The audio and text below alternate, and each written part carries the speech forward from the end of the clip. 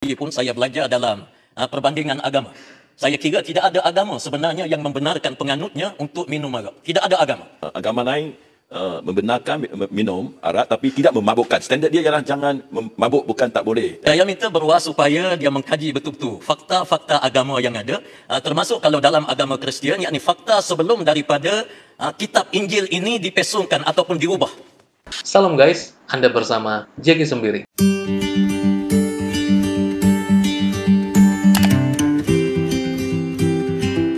Shalom teman-teman sekalian, saya rindu menyapa teman-teman sekalian dan saya berharap bahwa teman-teman dalam keadaan yang baik dan sehat juga. Dalam berita kali ini, di Malaysia, mungkin ini di sebuah rapat DPR mungkin seperti itu ya. Dalam rapat ini yang dipermasalahkan adalah mengenai jual beli arak. Tapi menurut saya persoalannya bukan hanya itu, mungkin dia sangat sok tahu gitu.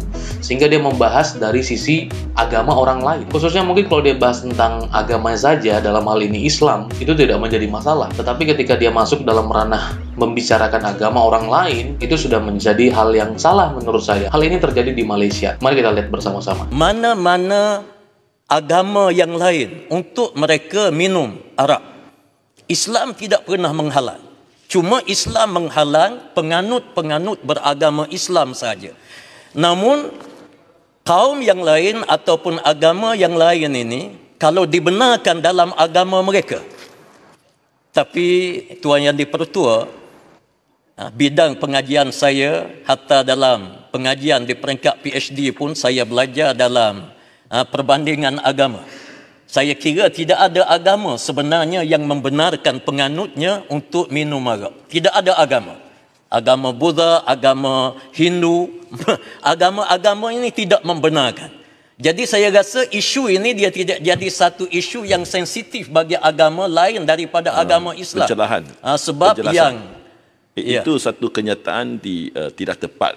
Agama lain membenarkan minum arak tapi tidak memabukkan. Standard dia ialah jangan mabuk, bukan tak boleh.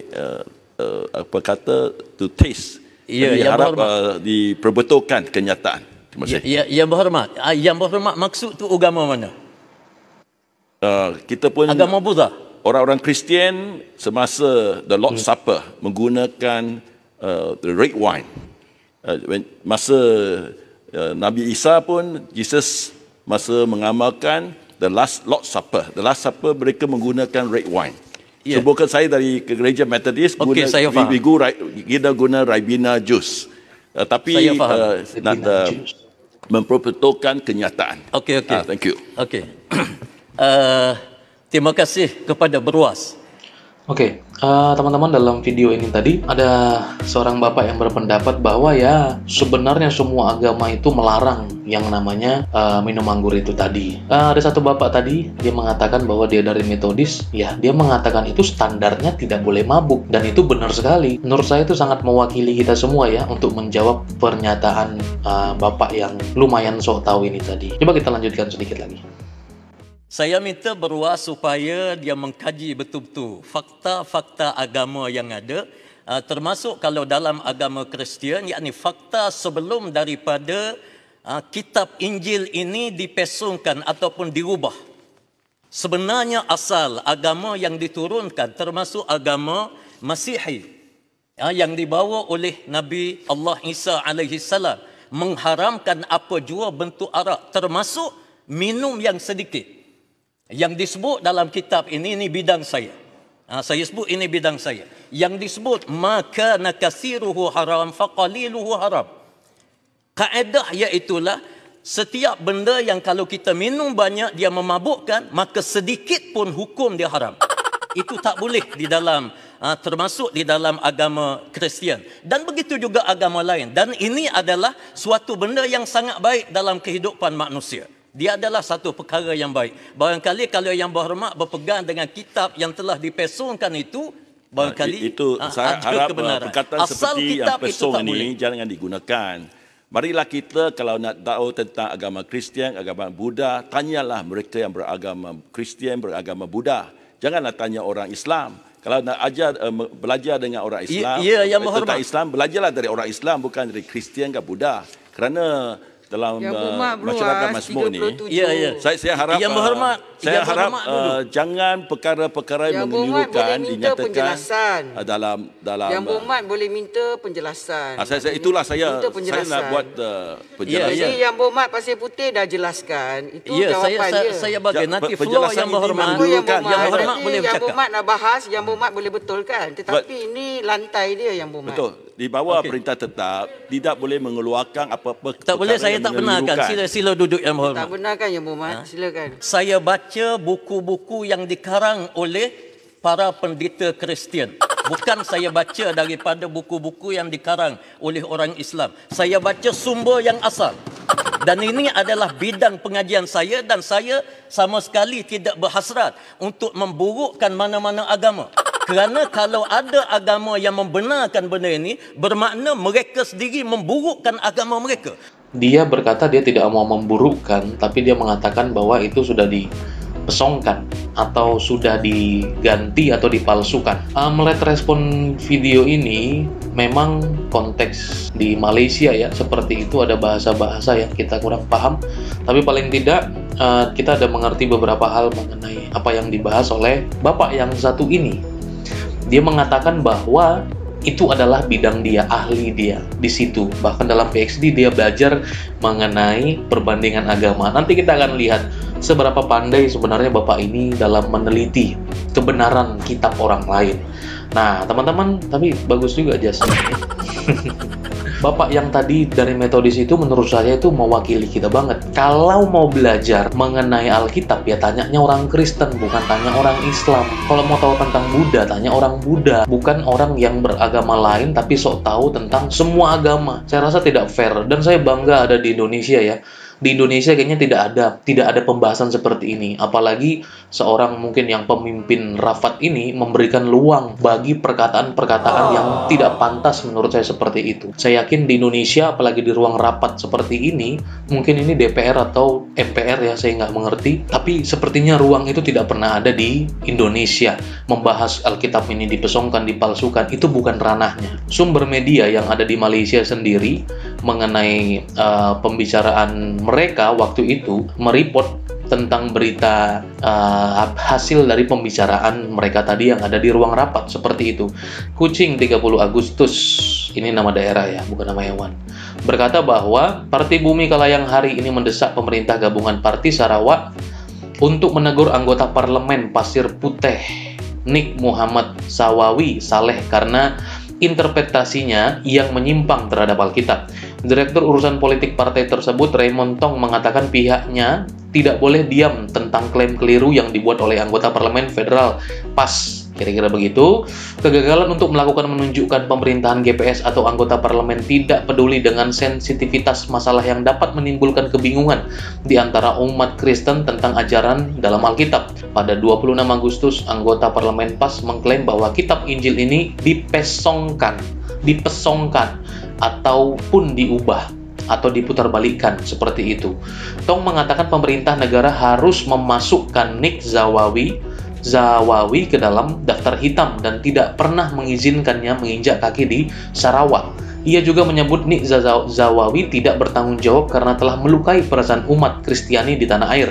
Karena bukan seorang Kristen dan bukan orang yang telah mempelajari agama Kristen di perguruan teologi yang diakui, dia tidak memiliki hak untuk berbicara tentang ajaran Alkitab, kata Tong. Dia menambahkan keengganan Nik Zawawi untuk meminta maaf secara terbuka atas komentarnya telah menyebabkan banyak kemarahan di antara umat Kristen Sarawak seperti yang dapat dilihat pada media dan oleh pernyataan yang dikeluarkan oleh Ketua Asosiasi Gereja di Sarawak, Uskup Simon Poh. Pendiriannya untuk tidak mau meminta maaf sangat menjijikkan dan tidak dapat diterima oleh orang Kristen, tidak hanya di Sarawak, Malaysia, tidak hanya di Sarawak dan di Malaysia, tetapi juga orang Kristen di seluruh dunia. Beliau ini atau Mr. Zawawi itu tadi sangat gagal paham mengenai konteks kebenaran Alkitab.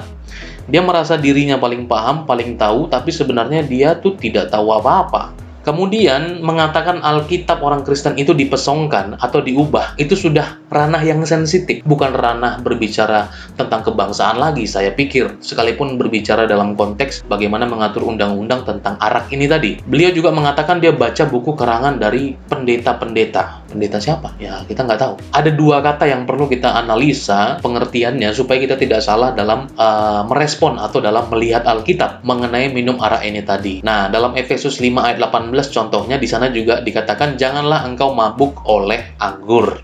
Mungkin ini salah satu referensi yang beliau dapat. Nah, perlu diluruskan dulu Bapak Ibu, teman-teman sekalian mengenai kata arak. Arak itu artinya adalah minuman keras. Biasanya dibuat dari fermentasi beras atau zat cair yang mengandung alkohol seperti whisky, brand, rum, dan lain-lain. Tidak disebutkan anggur sebenarnya secara spesifik, tidak masuk dalam arak ini tadi. Kemudian kata mabuk. Mabuk di sini dalam Kamus Besar Bahasa Indonesia artinya berasa pening atau kehilangan kesadaran karena terlalu banyak minum minuman keras, makan gadung dan sebagainya.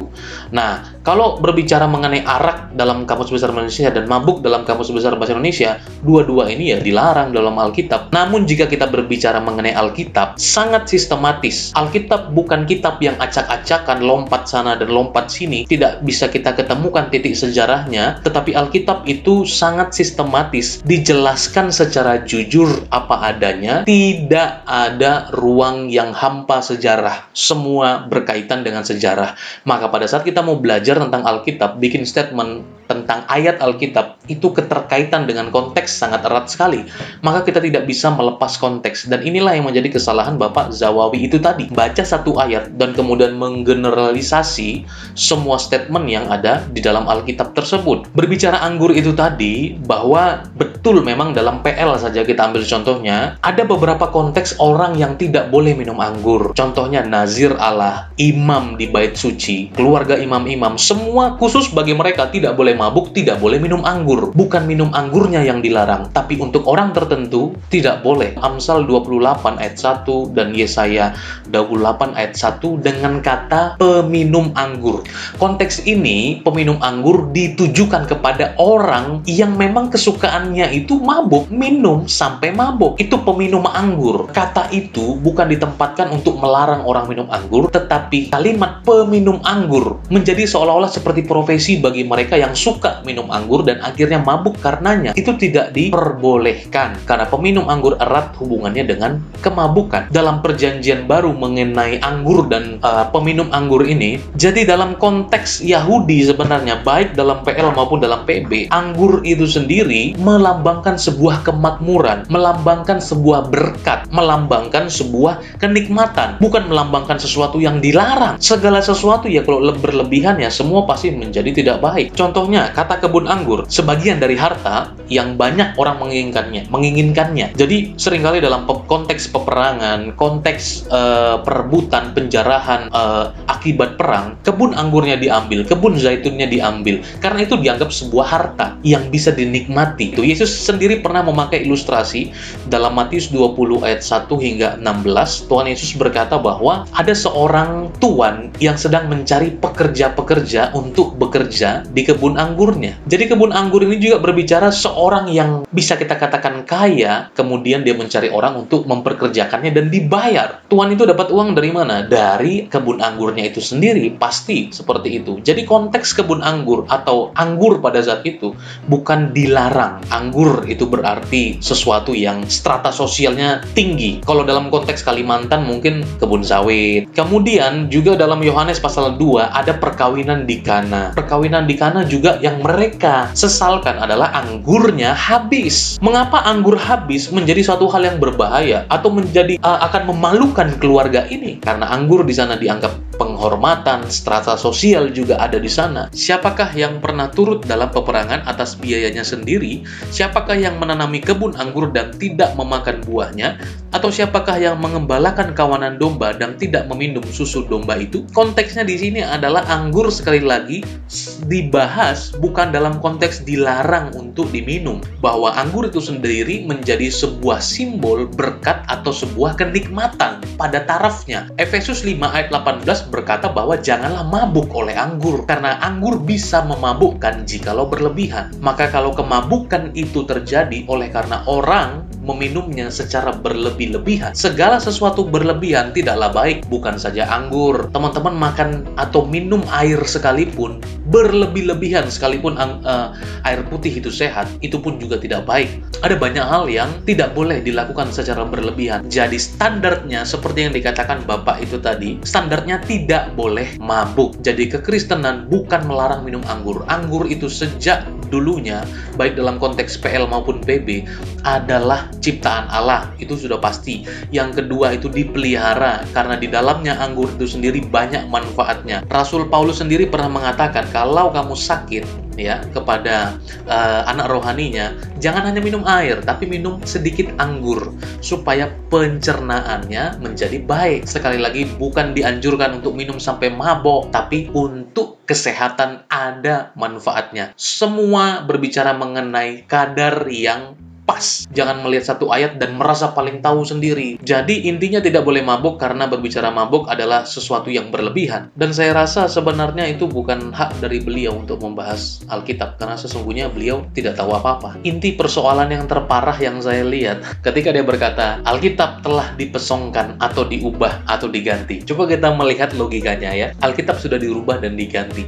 Kemudian dia berkata bahwa saya ahli dan saya tahu bahwa kalau Anda memiliki dasar dari Alkitab yang sudah dipalsukan, maka Anda akan salah. Kita harus melihat pada yang asli. Pertanyaan saya, Anda belajar yang asli itu dari mana? Yang mana yang Anda pelajari? Mengatakan sudah diganti, dan orang Kristen berpegang kepada yang dipalsukan. Aslinya mana? Kalau Anda dikatakan palsu, siapa yang memalsukan? Di mana? Kapan waktu dipalsukannya? Ini perkataan yang tidak bertanggung jawab sekali. Saya berdiri sebagai seorang Kristen dan berkata, Al-Quran itu dipalsukan. Bagaimana perasaan Anda? Saya tahu, saya semuanya tahu, tapi saya tidak menyatakan bukti. Hanya statement. Bagaimana? Tentu itu tidak baik. Tidak baik. Sebagai konteks kita beragama, itu tidak perlu dibahas, ya.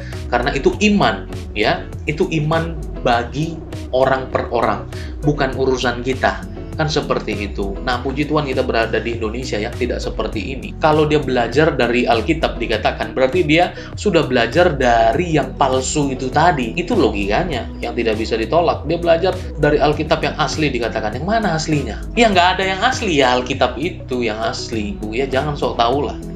Ya kan? Oke teman-teman, terima kasih banyak. Video ini cukup panjang karena saya ingin memang merespon hal ini supaya kita juga tidak salah kaprah dalam menilai kekristenan dan Alkitab. Maka kalau Anda mencoba ingin mengambil ayat Alkitab dan menggeneralisasi semuanya, hanya akan terlihat Anda tidak terdidik. Maka bagi kita sebagai umat beragama, kita belajar tentang agama kita demi persatuan kesatuan bangsa dan menghargai satu dengan yang lain. Bukan ujuk-ujuk kita berdiri dan menentang dan berkata semuanya salah. Terima kasih teman-teman, Tuhan Yesus memberkati kita semua. God bless you, tetap jadi berkat, tetap berhikmat.